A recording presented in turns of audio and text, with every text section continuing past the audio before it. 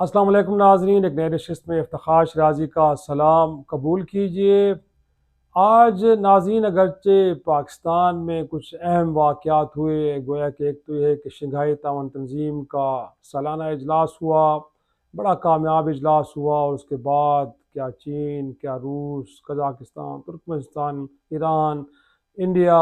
जहाँ जहाँ से भी मेहमान आए थे वो वतन वापस लौट गए और इसका कलामिया भी जारी हुआ। और इस दौरान हमने देखा है कि हुकूमत वक्त के अब जो दूसरे टास्क पे, गोया कि आइनी तरमीम का टास्क, जिसको लेके अब कल सेनेट का इजलास बुला लिया गया है और उसके बाद रायविंड में बहुत बड़ी बैठक हो रही है, जिसमें नवाज शरीफ साहब मेज़बान हैं, पुरतकल्लुफ़ खानों का अहतमाम है। और फिर आसिफ जरदारी साहब इस्लामाबाद से, शहबाज शरीफ इस्लामाबाद से, बिलावल भुट्टो कराची से और मौलाना फजल रहमान साहब भी कराची से उड़ के पहुँचे हैं रायविंड, और वहाँ पे बड़ा एक मेला सा लगा है। लेकिन मैंने समझा कि क्यों ना आज से 73 बरस पहले 16 अक्टूबर को एक बड़ा अहम अहम तो क्या, बड़ा ही अंदोहनाक वाक़या हुआ था, आज उसका कुछ ज़िक्र किया जाए और आपको बताया जाए कि मुल्क के पहले वज़ीर आज़म को किस बात की सज़ा दी गई थी। जी हाँ, लियाकत अली ख़ान साहब को किसको एब्सोल्युटली नॉट कहने पे कत्ल किया गया, और फिर उस कत्ल के मुहर्रिकात और उस कत्ल के पीछे जो छुपे किरदार थे उनको मंजर आम पे क्यों नहीं आने दिया। तो इस वक्त हम देखते हैं नाजरीन कि पाकिस्तान में अगरचे वज़ीर आज़म के जान से जाने की तारीख़ है, एक न सिर्फ लियाकत अली ख़ान साहब को शहीद किया गया दिन दिहाड़े लियाकत बाग में पिंडी में, बल्कि उसके बाद रावलपिंडी में ही जुल्फ़कार अली भुट्टो जो पाकिस्तान के पहले मुंतखब वज़ीर आज़म थे उनको जुडिशल मर्डर के ज़रिए तख्त दार पर लटकाया गया। फिर यही लियाकत बाग था कि जहाँ पे मोहतरमा बेनज़ीर भुट्टो को सर शाम खुद कुछ धमाके में शहीद कर दिया गया। तो एक तारीख़ है, ये वो लोग थे कि जिनके पीछे कुछ साजिशें ज़रूर थीं, और लियाकत अली ख़ान साहब के बारे में भी कुछ ऐसा है। लेकिन आपको मालूम है कि उस वक्त जो इंस्पेक्टर जनरल एतजाज़ुद्दीन जो इस सारे मामले की तहकीकात कर रहे थे, वो भी एक फ़िज़ाई हादसे में शहीद हो गए, और उनके साथ जो तमाम सबूत थे वो उस त्यारे में जल कर राख हो गए, उसका हिस्सा बन गए। और इस दौरान उस वक्त भी पैटर्न यही था कि क्योंकि बेनज़ीर भुट्टो साहबा की भी बाद में स्कॉटलैंड यार्ड से तहकीकात करवाई गई थी, तो लियाकत अली ख़ान की भी तहकीकात स्कॉटलैंड यार्ड से उस वक्त करवाई गई थी 10,000 पाउंड दे के 1951-52 में। लेकिन उसमें भी सिर्फ सिक्योरिटी लैब्स का जिक्र था, कातलों को आश्कार नहीं किया गया था। लेकिन आपको मालूम है कि उस दौरान पाकिस्तान में और हिंदुस्तान में जो अमेरिका के सफ़ीर थे वो मुसलसल इस मामले पे ले के केबल्स भिजवाया करते थे, जिसको हम आम ज़बान में साइफ़र कहते हैं, जो इमरान खान से जुड़ी साइफ़र केस है। केबल कहें या मरासला कहें कि जो अपने मुल्कों को भिजवाते हैं, तो वो मरासले अमेरिका में एक निज़ाम है कि 40-50 बरस बाद इस तरह की जो कॉन्फिडेंशियल खुफिया दस्तावेज़ात होती हैं, जो मरासले होते हैं, उनको पब्लिक के लिए ओपन किया जाता है। तो आप उनके नेशनल लाइब्रेरी में जाके उनको पढ़ भी सकते हैं कि उस वक्त के सफ़ीर क्या कुछ अपनी हुकूमतों को लिख के भेजते रहे हैं। तो ये कुछ वहाँ से मैं इक़्तिबासात आपके सामने रखता हूँ कि लियाकत अली ख़ान साहब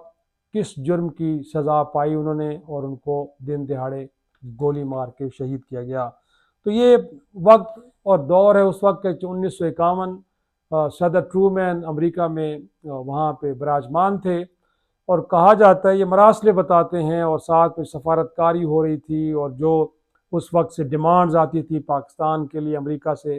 आज भी डू मोर की बात हम करते हैं, मुशर्रफ दौर हो, जनरल ज़ियाउल हक का दौर हो, या उसके बाद आज भी हम बात करते हैं कि इमरान खान यही कहता है कि जी मैंने उनको एब्सोल्युटली नॉट कहा, तो फिर वहाँ पे फैसला हुआ कि यहाँ पे मेरी हुकूमत ख़त्म करनी है। तो फिर उसके बाद क्या हुआ, एक तहरीक अदम एतमाद आई, और आज मुल्क का प्राइम मिनिस्टर जो साबिक है वो अडियाला जेल में पड़ा है, और वो भी इसी खदशे का इजहार कर रहा है कि मुझे मिस्र के सदर मुर्सी की तरह गोया कि कहीं जेल के अंदर गोया कि कत्ल कर दिया जाएगा, मार दिया जाएगा, मुझे बाहर अब नहीं आने दिया जाएगा। तो ये, क्योंकि जुल्फ़कार अली भुट्टो भी यही कहा करते थे कि जब उन आखिरी दिनों में पार्लियामान में रिकॉर्ड पड़ी तकारीर کہ جب وہ کہا کرتے کہ جو ان کے خلاف کانسپریسی ہے وہ کہتے تھے کہ دس از ناٹ اے دیسی conspiracy, this is international conspiracy against me. تو ان کا اشارہ بھی امریکہ کی طرف ہوا کرتا تھا. جو چیزیں ریکارڈ پہ ہیں، اور وہ کس طرح سفید ہاتھی کہا کرتے تھے فوارہ چوک راولپنڈی میں جب تقاریر آخری دنوں میں کر رہے تھے،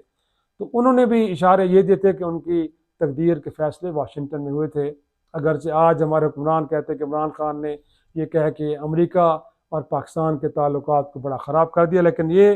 اس وقت کے امریکہ کے سفیروں کے جو کیبلز ہیں وہ میں آپ کے سامنے رکھ رہا ہوں. اور پہلے مرحلے میں وہ کہتے ہیں کہ جی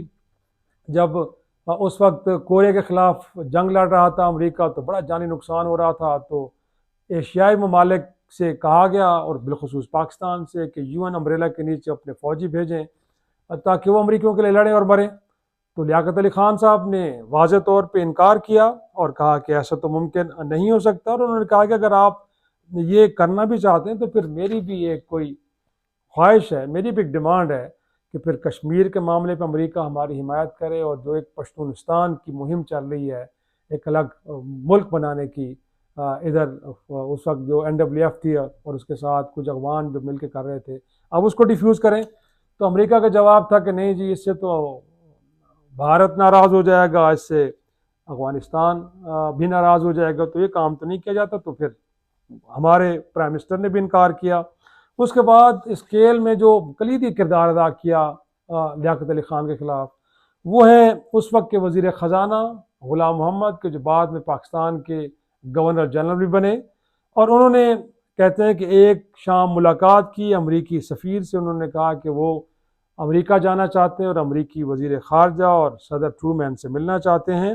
اور پھر انہوں نے کہا کہ ان کی خواہش ہے کہ مرنے سے پہلے مسلم ممالک میں روس کو کہ کمیونزم کے خلاف ایک اتحاد بنا کے جائیں. تو اس دوران پھر کہا جاتا ہے کہ ایک اور کیبل آئی،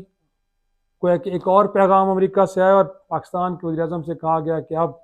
ایران پہ آپ دباؤ ڈالیں، ان سے کہیں کہ جو آپ اپنے تیل کے کنویں ہیں وہ امریکہ کے حوالے کریں. تو اس کو لے کے بھی لیاقت علی خان صاحب نے انکار کیا کہ ایسا ممکن نہیں ہے. اور ساتھ میں جب یہ انکار آیا تو امریکہ کی جانب سے ایک دھمکی آئی اس وقت بھی کہ وہ بھارت کے ساتھ پھر کشمیر کے معاملے پہ خفیہ معاہدہ کر سکتا ہے امریکہ. تو لیاقت علی خان کا جواب یہ تھا کہ ہم آدھا کشمیر تو پہلے ہی بھارت سے لے چکے ہیں امریکہ کی مدد کے بغیر، تو باقی آدھا بھی ہم لے لیں گے، تو ہمیں کسی صورت بھی امریکہ کی مدد اس معاملے پہ درکار نہیں. اور ساتھ میں پھر کیا کیا لیاقت علی خان نے امریکہ سے کہا کہ وہ فضائی اڈے کہ جو امریکہ استعمال کر رہا تھا روس کے خلاف پاکستان سے، بڑا بیر اور باقی جہاں سے ان کے جاسوس طیارے اڑتے تھے، وہ خالی کرنے کے لیے کہا گیا کہ آپ چھوڑیں. اور کہا جاتا ہے کہ اس وقت امریکہ کے جو روس کو فتح کرنے کے خواب تھے وہ چکنا چور ہو گئے. اگرچہ بعد میں یہ ہم نے سہولتیں فراہم کی جنرل ضیاء الحق کے دور میں اور اس کے بعد بھی، اور پھر اس کے بعد جس طرح روس کا حشر ہم نے کیا، امریکہ کو اپنا کاندھا پیش کیا، وہ اپنی ایک الگ تاریخ ہے. لیکن اس وقت کہ پرائم منسٹر نے انکار کیا، ایبسلیوٹلی ناٹ کہا، تو پھر لکھا جاتا ہے کہ اس کے بعد امریکہ نے لیاقت علی خان کے بارے میں سوچنا شروع کر دیا کہ اب اس کا کیا کرنا ہے. اور فیصلہ یہ ہوا، یہ کیبل کہتی ہیں کہ اس کے بعد یہ فیصلہ ہوا کہ اب اس شخص کو منظر عام سے ہٹا دینا چاہیے. لیکن کہا یہ گیا، اور یہ ایک بھوپال ہندوستان کا ایک روزنامہ ہے ندیم، جس کے اندر پوری کہانی لکھی اور اس کو پھر کیبل کی شکل میں اس وقت کے امریکہ کے سفیر نے اپنے واشنگٹن بھی بھجوایا کہ فیصلہ ہوا کہ قتل تو کرنا ہے، بٹ اس کے لیے کوئی مسلمان ہونا چاہیے، کوئی غیر مسلم نہیں ہونا چاہیے. تو پاکستان میں کوئی ایسا باغی نہیں مل پایا، تو اس کے بعد کابل میں جو امریکی سفارت خانہ ہے اس کی یہ ڈیوٹی لگائی گئی کہ ڈھونڈا جائے ایسا شخص. تو کہا جاتا ہے کہ پھر سفارت خانے نے پشتونوں سے رابطہ کیا اور ان کو یہ یقین دلایا کہ اگر لیاقت علی خان کو منظر عام پہ ہٹا دیا جاتا ہے تو اس کے نتیجے میں 1952 تک امریکہ پشتونستان کے نام سے ایک ملک بنا کے دے گا. تو پھر ہوا کیا کہ خوست سے تعلق رکھنے والے سید اکبر کو اس کام کے لیے چنا گیا، اس کی ذہن سازی کی گئی. پھر ہوا کیا کہ 16 اکتوبر کو اس سید اکبر نے ایک جلسے میں لیاقت باغ راولپنڈی میں کھڑے ہو کے لیاقت علی خان کے سینے میں 2 گولیاں پیوست کیں. اور پھر جو ایک پلاننگ تھی، وہ پلاننگ یہ تھی کہ اس کے بعد اس شخص کو بھی وہیں پہ ایک پولیس اہلکار نے مار دیا، اگرچہ وہ نہتا تھا، ایک بے بس ہو چکا تھا، لیکن اس کو مار دیا گیا۔ اور اس طرح اس ساری کہانی کا جو انجام ہے وہ اس انداز میں ہوا کہ پھر اس کے بعد کوشش تو کی گئی کہ اس سارے معاملے کو پروب کیا جائے، دیکھا جائے کہ یہ کیا ہوا اور کیسے ہوا، لیکن اس حوالے سے جتنی بھی تحقیقات تھیں وہ کسی منطقی انجام تک نہیں پہنچی۔ ان میں سیکیورٹی لیبس کو تو ضرور ڈھونڈا گیا، لیکن ایسا نہیں کہا گیا کہ اس کے پیچھے چھپے قاتل کون ہے۔ تو ان کیبل کی سٹڈی سے یہ اندازہ ہوتا ہے کہ امریکہ میں ہی لیاقت علی خان صاحب کے قتل کی منصوبہ بندی کی گئی، اور پھر وہاں سے لوگوں کو ٹاسک دیا گیا، اور پھر غلام محمد جیسے لوگ، اور پھر کابل میں امریکہ کے سفیر، اس طرح کے کرداروں نے اس سارے کھیل کو مکمل کیا۔ اور اس کے بعد تاریخ یہ لکھتی ہے کہ بیگم رانا لیاقت علی خان کے جو ان کی اہلیہ تھیں، ان کو خاموش کرانے کے لیے ان کو ہالینڈ میں سفیر تعینات کر دیا تاکہ وہ خاموش رہیں۔ لیکن وہ کہتے ہیں کہ جی اکتوبر 1954 میں گویا کہ جس سارے معاملے پہ جو آخری بیان ہمیں دیکھنے کو ملتا ہے وہ بیگم رانا لیاقت علی خان کا ہے، جس میں انہوں نے 5 سوال اٹھائے تھے۔ ایک سوال تو یہ تھا کہ مقبولیت کی اس انتہا کے اوپر کہ وہ مقبول ترین اس وقت شخص تھے پاکستان میں لیاقت علی خان، اس موقع پہ ان کو قتل کیوں کیا گیا۔ اس کے بعد انہوں نے دوسرا سوال کیا کہ جب قاتل بے بس ہو چکا تھا، وہ پکڑا گیا تھا،